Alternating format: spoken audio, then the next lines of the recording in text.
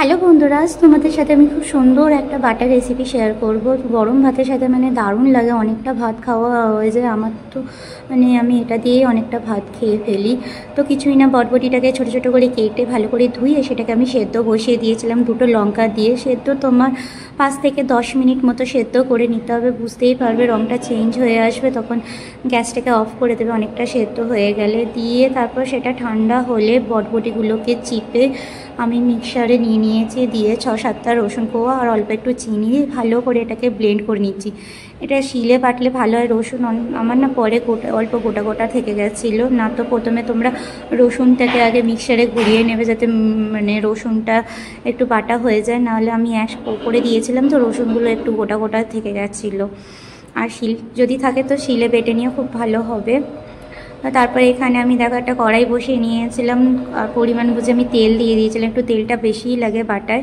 তো তেল দিয়ে তারপরে একটু কালো জিরে দিয়ে দিয়েছিলাম ফোড়ন, তারপর বাটাটা দিয়ে দিলাম, দিয়ে একটু নুন হলুদ এবার পরিমাণ বুঝে নুনটা দিয়ে দেবে আর হলুদ সামান্য দিয়ে এটাকে এবার ভালো করে আমি কষিয়েছি। যতক্ষণ না কড়াই থেকে ছেড়ে আসবে ততক্ষণ এটাকে নেড়েই যেতে হবে মিডিয়াম আঁচে।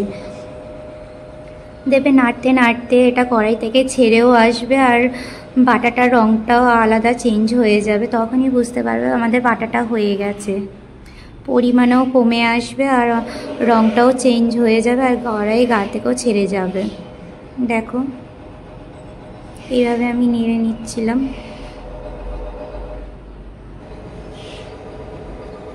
এখানটা দেখো আমার বটবটি বাটাটা হয়েই গেছে, পুরো কড়াই পরিষ্কার হয়ে উঠে আসছে, রঙটাও আলাদা চেঞ্জ হয়ে গেছে, বোঝাই যাচ্ছে আমার বটবটি বাটাটা হয়ে গেছে। এবার তুলে নেবো, গরম ভাতের সাথে খাও, খুব ভালো লাগবে। অবশ্যই একবার এই রেসিপিটা বাড়িতে একবার হলেও বানিয়ে দেখো, খুব ভালো লাগবে, আমি কথা দিচ্ছি।